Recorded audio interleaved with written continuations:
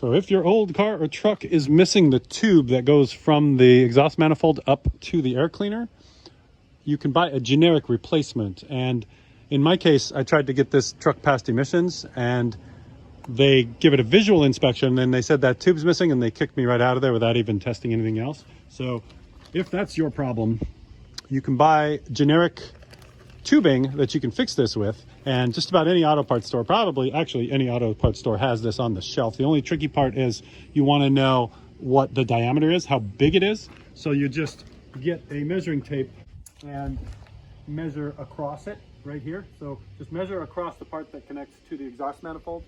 And in this 350 V8 from 1995, it's 1.5 inch diameter. And then you buy this hose, and it stretches, so you can stretch it and you can bend it, and you can just jam it on the bottom, jam it on the top, and then you'll be ready for your emissions test. And you probably want to do it when the engine's cold, obviously, because the manifold is hot. You just go in there, pressure fit it on the bottom, whistle it around, and then pressure fit it on the top. Here's a closer look at it. So you can see I needed to route it around the spark plug wire, so I don't want it rubbing on the spark plug wire. So I've bent it to give the spark plug wire a little clearance.